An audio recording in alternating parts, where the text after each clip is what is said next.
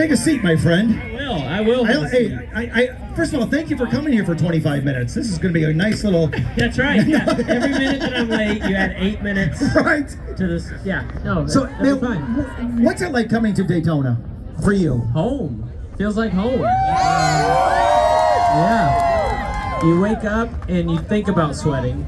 You've dreamt about sweating. You walk outside and then your dreams come true and you sweat.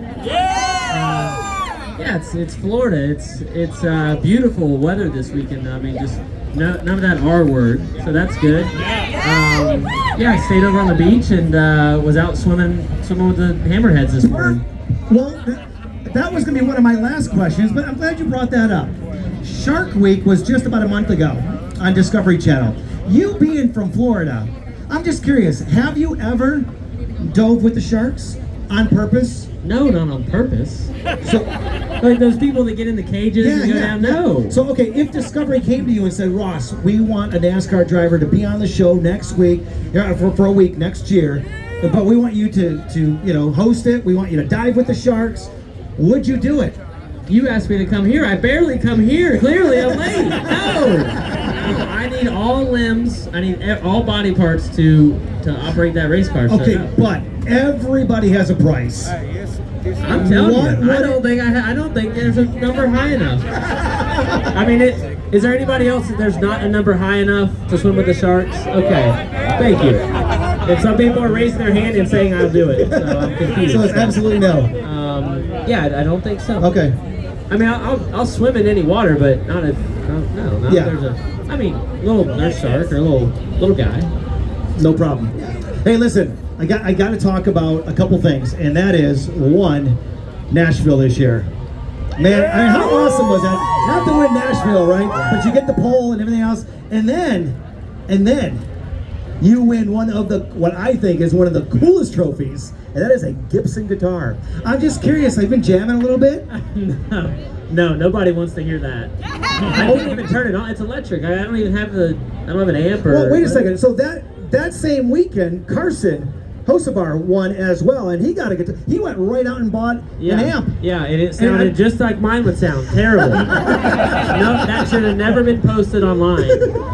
No, that trophy, that guitar is still at Trackhouse, still sitting in the shop, right in the middle, where all the directors, all the different competition directors sit, and it's out there for everybody to look at and see, and motivation. What was it like for you to win that race?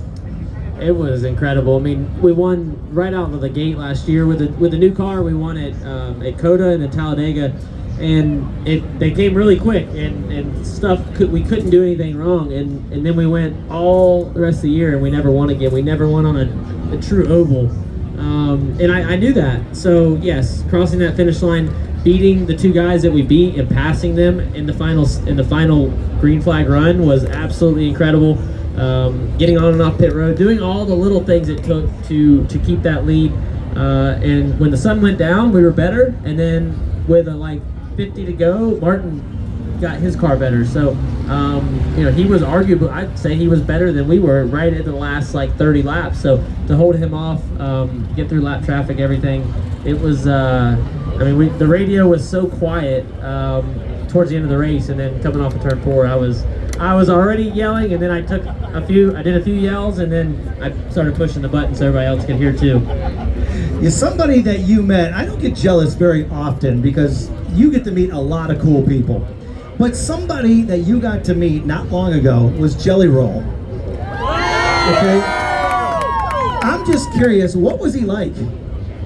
The video had to be bleeped out completely. Do you remember it? We were at a charity softball game over in Nashville. They didn't let me play for good reason. I didn't need to be out there. But yeah, with our group, we're based out of Nashville, so we do a lot over there. So we flew over, and I just casually had been talking to him in the locker room, and then we were on different teams, and I said, we're gonna kick your butt. We're gonna beat you. And then as the camera went by, the camera was just all beeps as he told me the ways that he was going to beat us.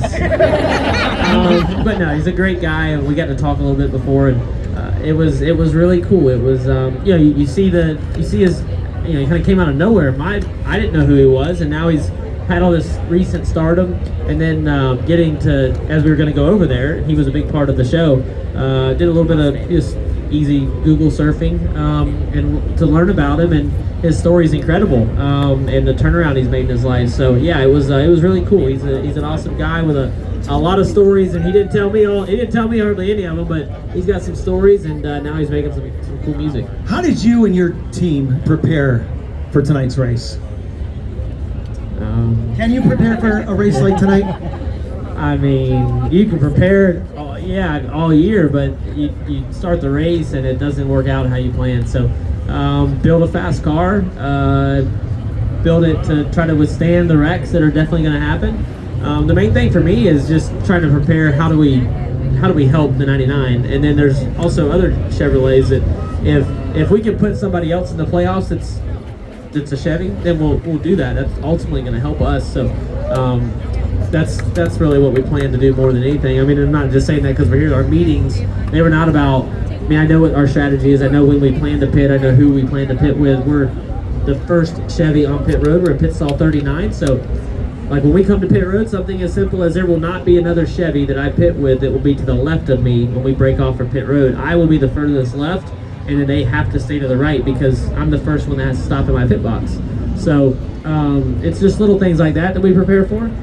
How to get realigned coming off pit road, all those things play a part in setting up the track position to ultimately try to be at the front of the wreck at the end of the race, which we all know usually happens. This fan wrote in and they're like, you get to do so many cool things. Have you ever thrown the first pitch out at a baseball game? Come to a Rays Oh game. gosh, yes I have. I was probably 14 years old. I don't even remember where it was at, but yes, I did it. I can tell you this. I wore my fire suit for it. It was a 2-piece fire suit. That's how young I was. I didn't have a 1-piece yet. But yeah, me and my buddy Patrick Fox, we went over and did it. Randy Fox, hero of mine, was there. I'll be honest though, I didn't stay for the whole game. I threw out the first pitch, watched about 3 innings, and went home. Did it make the ball make it over the plate? You know, smartphones and social media wasn't really that much of a thing enough. I don't think you can find it, so I'll tell you yes. Ross, I got a bunch of really fun questions from the fans. What's your name? Greg from. Yeah. Hey, do you have a favorite melon-based cocktail recipe you can lay on us? Yes, I could not wait to hear the answer to this question. I don't think I've ever had a true like watermelon based drink. I've had, you know, watermelon margaritas, but that's mainly ice. So no, I don't have one. I got some friends standing in the back. They're probably more the experts in that. Right down here, what's your name? Tracy, Tracy, what's your question? as you're from Florida as I am, how often is it when you come home to Daytona, do you actually go home and stay with your family versus hotels? Yeah, so almost every time, even if it's just for a night. But it wasn't. I did not make it this time because I was in Georgetown, Delaware Thursday night, racing a dirt late model. So I flew yesterday morning from DC into Orlando and drove over. Got like 2 hours of sleep. So with qualifying last night, anyway, basically, long story short, I did not do it this time, but Daytona for sure. I spend a lot of December down at the farm. Ross, over here to your right. What's your name, buddy? Gavin McKinnon. And what's your question? How do you choose the best watermelon? That is a great question, Gavin. Yeah. Like when you are at the store and you're digging through that box. Yep. I got yelled at the other day at Meijer. This lady talked to me for an hour because I told her I knew you, and she told me the best way to get a watermelon. And I dug and dug and dug. I found one. I want to hear it from you, and Gavin wants to know, how do you pick the best watermelon in that box? Yeah, so I think everybody here has a little different method. Everybody in the crowd could tell you a little different way. My way is, I'll just start with I don't thump it.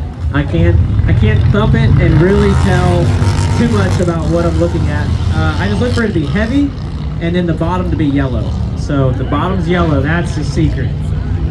That means that the farmer didn't take it off the ground too early.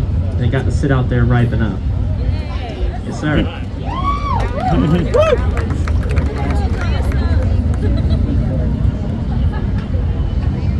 Right down here, what's your name? Fletcher Cook. What's your question, buddy? How do you feel about driving the new next gen cars? I like it. Especially because we are fast, and that makes everything better. Yeah. So the new next gen car is totally different. It feels different than any race car I've ever driven. It's more stiff and rigid, even just the handling and hitting little bumps and feeling the track. And then the big hits, they've been constantly working on it. So they kind of have this attitude where the front's up and the back's down. I'm not sure that I totally like that. That looks like some old buddies in high school had trucks like that, and I don't know if I really like that. But yeah, we're learning. So the teams they're gonna manipulate and make them fast, and that's right now the attitude is front up, back down. I just hope one day maybe we get them more level.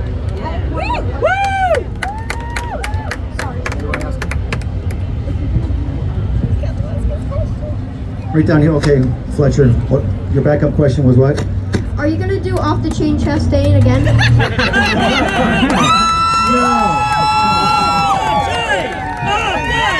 Can't do that anymore. They've outlawed it. It'll go down in history, but hey, you never know what we'll do next. So Ross, you're plotting something, huh? All right, I like that. Right down here. What's your name? Zach. Zach, and what's your question, buddy? So with GM getting their technical performance center set up last year in Concord next to HMS, what is Trackhouse's access to that? Like, do y'all have full access to that like the guys at Hendrick do? Do you have people that are permanently over there? Do you go over there? What kind of does your race team get to use, as far as those resources? Yeah, we do. It's an incredible place. We didn't have anything like that before. We had our simulators were over in Huntersville, about 20 minutes away. And we really just had like a little closet that we had our coach Josh Wise in. So now with the tech center, I'm there 3 days a week until lunch every day. And there in the morning, we've got strength coach, we've got a road racing coach for lefts and rights and braking, and then we've got our overall coach Josh Wise. We got another mindfulness coach that we go on. We go out away from town and do stuff with. So yeah, 3 days a week, and then our team is there. We do have people that left Trackhouse. I said left. They got hired by GM, so they're full-time GM employees assigned to Trackhouse. We do some of our competition meetings there. We do all of our simulator work there. That's where the big simulators are that you see. Like when SVG ran, Trackhouse did a whole article on the simulators and how we use them. It's funny because I was told I'm not allowed to take a picture inside of it. I'm not allowed to like document anything we do because it's proprietary knowledge and information. And then SVG comes in and there's a big article and pictures and videos. So I kind of chuckled at that. But yeah, 3 days a week and a lot of time there. It's awesome. We'll wrap it up right over here to your left. What's your name, buddy? Donald. What's that? Donald. Donald. And what is your question, buddy? So when you did the wall ride at Martinsville, do you think just outlawed it at Martinsville or everyone else? Do I think, what about it? Did they only outlaw it at Martinsville? Or is there another track that you might say, you know what, they didn't say this track? They did it everywhere. So technically, they didn't actually make a new rule, but in my mind they did, because they just said you can't use the wall in an unsafe manner. Deemed unsafe by NASCAR, so they get to make the call. So if they see you use the wall to go faster, they will disqualify you. They'll add 30 seconds, probably is what they would do. So that's what they did to me at Indianapolis earlier in the year when I took that little access road that was a long cut, then I made it a shortcut. That one got me a 30-second penalty, but they gave me a penalty, but they patted me on the back and said, good job. And I'm like, I'm getting mixed signals here, so yeah, they said keep doing it, but just don't do it where we have to penalize you. Yeah, I mean the only thing he hurt was the wall. It wasn't even, all they had to do was repaint it. The piece I took was fine. Hey, listen, if that wall was at the farm, we would reuse it. Well,